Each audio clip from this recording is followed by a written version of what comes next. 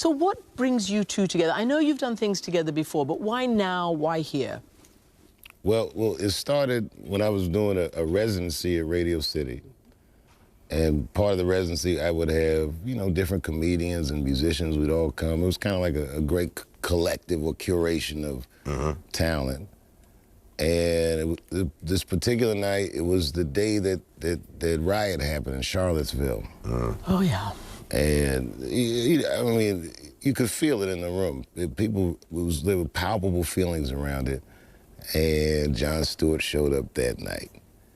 And when he went on, really, like, either John or Obama are the only people that would have got. Literally, you're the only ones that would have got that Obama's got a reception. Type 5 on Charlottesville that would have crushed. No, you could feel the crowd like it was a sigh of relief. You were like a visual cue to be rational, and the set you did that day was so powerful. Well, that opens up a lot of questions. First and foremost, I was just reading about Lenny Bruce, the great comedian. Right. I think it's 50 years since he died, but all of a sudden having a resurgence. Off-Broadway play about to happen. He features in an Amazon Prime series. But Lenny Bruce? Lenny Bruce. His career's going better now. Yeah, his career's going better now. He's having a revival. He changed agents. But people are saying that, you know, the same things that he was satirizing and making, you know, part of his comedy back then exist right now. The assault on free speech, the, you know, partitioning of the country along race and religious lines, right. The protest on the streets and in Congress. And I wonder whether that affects you. I mean, whether you internalize that, given what you just said about a rational voice. Well, I don't know about a rational voice, but I think we always internalize what's around us. We're comedians, and I think we feed off of whatever the food is of the day that's coming around. I don't know that, you know, in terms of a resurgence of the country being divided along racial and class lines and gender lines and all that, I feel like that's always with us. It's just at times it's maybe bubbles up more explicitly, but even when you don't say it out loud, it still exists. And it's always, you know, foundational. And so I don't know that it ever goes away. Do you think it is more acute right now? The division? Yeah. No, man, no. In fact, some of the things they say, even when they say that Russia influenced the election, it's kind of like, is Russia making us racist? is that who's doing it? Oh, okay, I thought it was. Oh, my God, thank goodness I thought it was us. Putin was like, you know, you should be racist. Huh? I hadn't thought of it that way. Yeah, if they kill the country that way, then we're the murder weapon. Yeah. So we've always been. Is the Trump era a good era for comedians? Is it just unbelievable fodder or not? I would not even name the era after him. Yeah. He's getting too much credit. Well, he's the president? He's not making the wave, he's surfing it. Yeah. They were the energy's always been there. All he does is sing those people's greatest hits. Build a Wall, all these things we've heard before. He just sings all the songs. He's the only one that has been brash enough to do it. He's been a lot more aggressive towards journalists and reporters. I wonder what you think. I mean, obviously we're speaking in a moment when, you know, one of our colleagues has been butchered in cold blood. Right. In a consulate. In Saudi. Sure. In Turkey.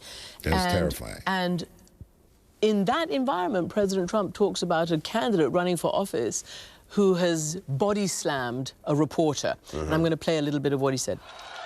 Any guy that can do a body slam, he's my kind.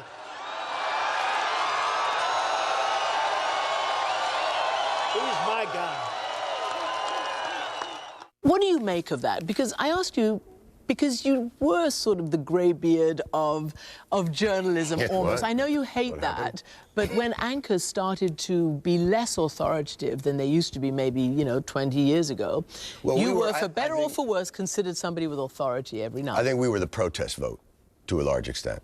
We were none of the above. So people would say, you know, who's the most trusted news anchor? And they would list the 4 network anchors, and then they would throw in, you know, my name, none of the above, and everybody's like, none of the above. And they would circle it, and that would go there. You know, I think that he is a performer. When we do our shows, we do our shows. And no matter if we're sitting in Royal Albert Hall or like when we were in Copenhagen, we went to this little room called the Zoo. There was, 100 Danish-speaking, somewhat surprised people to see us. And we sat there and we did our show, and we did it. Donald Trump is a salesman who changes his pitch depending on who he's in front of. What he doesn't realize is it's all being recorded. And so his pitch to that audience is the us versus them. We're all the victims of this liberal media, of these soft journalists who come out here and lie about us. We're really great people.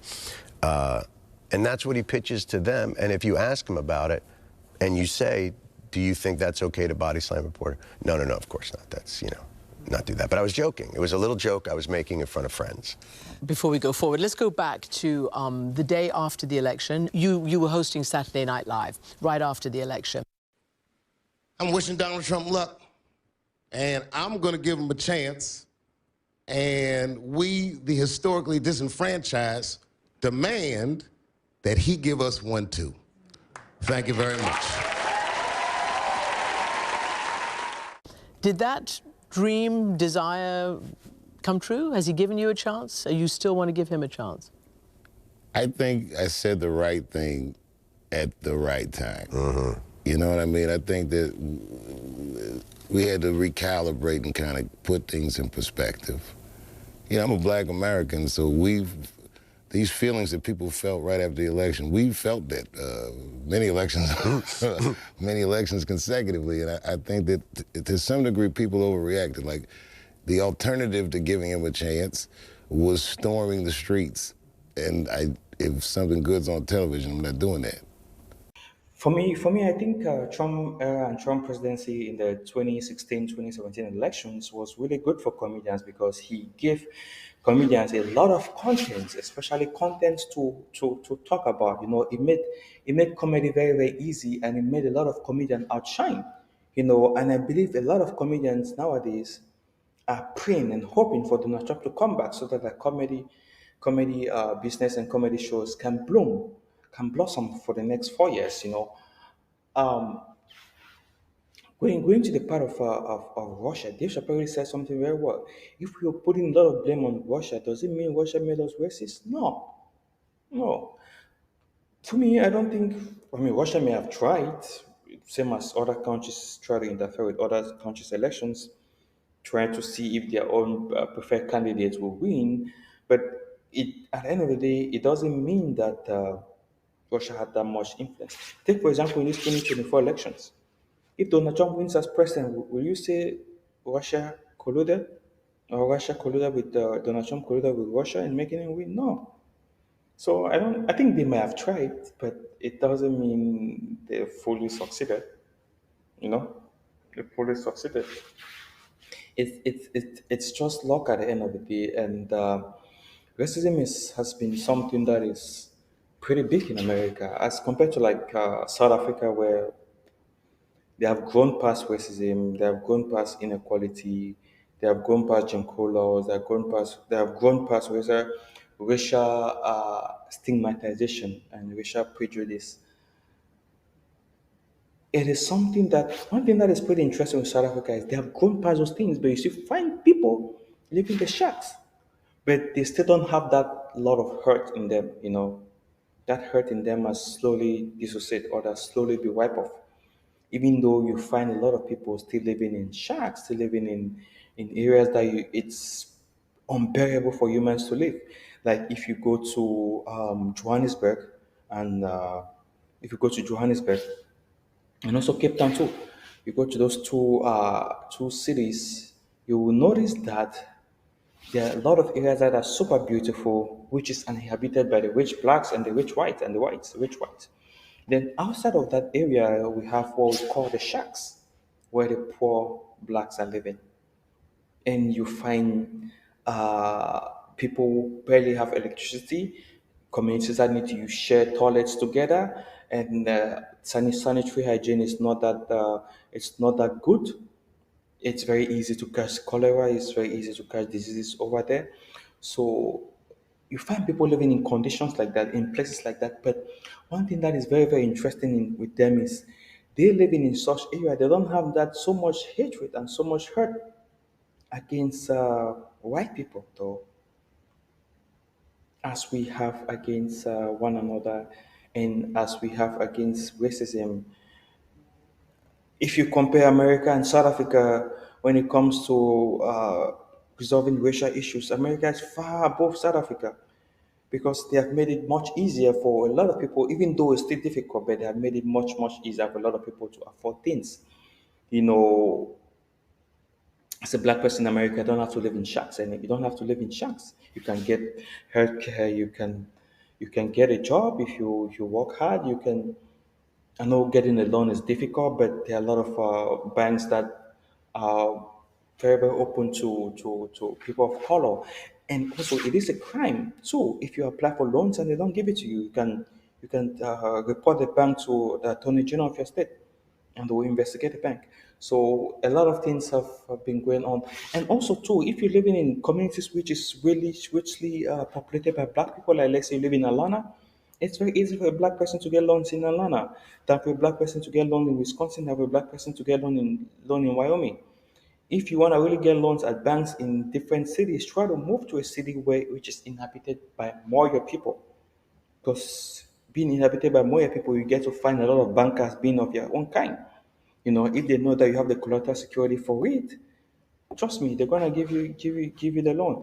And it shows how America has gone far beyond, and that's really improved. No country is perfect, but it's drastically improving way more than South Africa, you know. And the people of South Africa, they really don't have that much hatred and hate when it comes to racism. People are really, really scared to be called racist, but people don't mind doing racist things. I just feel like HBO has a lot of But let's offerings continue right listening now. Right. to Storming. yeah, Game of Thrones is on. That's what I'm I saying. can't make the ride tonight. But I don't know. Is he doing a good job? Am I happy with what he's doing? No, it's been very difficult to watch the last couple of years. Harder than I think I thought it would be, in that there was a part of me that thought when you get in that room and it's nighttime and there's no one around and Teddy Roosevelt and Abe Lincoln and everybody's up on the walls and they're staring at you, that brings a certain cognitive weight to what you're feeling. And I imagine he walked in that room, he's like, take that down, put up dogs playing poker. Can a fella get some French fries around here? You know, I think that oddly enough, he transformed the White House, and the White House wasn't able to transform him. Back in 2015, when he announced for president, you didn't take it entirely seriously. The man came down an escalator. Can I just play what you said? Oh, sure. Like many of you, I heard some interesting, let's call it news today about a certain, let's say, gift from heaven, entering the presidential race, because apparently Huckabee Santorum wasn't far-fetched enough. I gotta tell you, the world right now is like, whites are black, Trump's running for president, like... Should you have taken him more seriously? I mean, you were the oracle, John. Yeah, now. I didn't think, I thought America was gonna go, is that an escalator in a mall? I'm not gonna vote for that, dude. Like, I didn't think he meant it.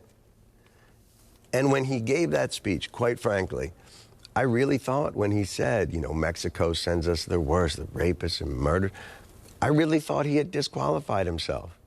Not to mention what he said about women. About women, about everything that he said there. And I thought, this is disqualifying. For me, though, and clearly I don't speak for, you know, he's been very effective at, like what Dave said, surfing the waves that have been there. I'm watching the midterms. Man, you would think our country is Mad Max Thunderdome. This guy is like, they're coming from Guatemala, they're coming from Mexico, there's a liberal mob that's coming, Muslims. And you would think everybody in the country is just like, to the bunker, to the ramparts. To that point, it's been written about you, Dave, that... It has been written. It has been said that you have a singular gift for blurring left and right, red and blue states. What do you think that means? That somehow you're able to sort of surf, bring them together, not necessarily get stuck in the political divide?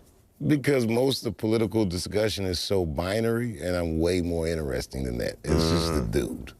So you're way more interesting than Yeah, that. most people are.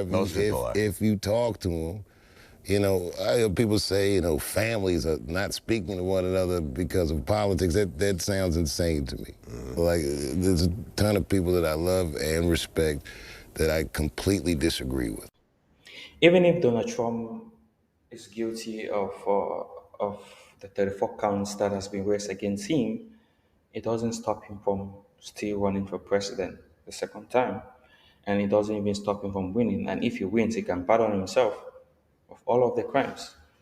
So maybe at the end of the day, my turn for is advantage. But one of the most important things, irrespective of Joe Biden, irrespective of Donald Trump or Joe Biden being the president, we need a president that has the country in heart. You know, a president that is looking forward to the goodness of the country, not a president that is out to enrich themselves, how to promote racism, how to divide the country together. America needs to be united. We have a common enemy, and that common enemy is any nation that is fighting against the sovereignty, the security, and the peace of the nation. So we really need to come together and work in one accord in fighting against such enemies, and also focus on the innovation, because innovation is what will uh, take the country forward. Innovation is what will really take the country forward. If we are not innovative, how do we expect our country to move forward? You know, look at California. California is the highest, I think, is the third most largest GDP in the world. Why? Because of innovation. Innovation is a key. Is a key to growth. Is a key to success. It's a key to taking our world forward. So we really need to learn how to be innovative and learn how to build our nation. And we really need to get past racism of a thing that has been really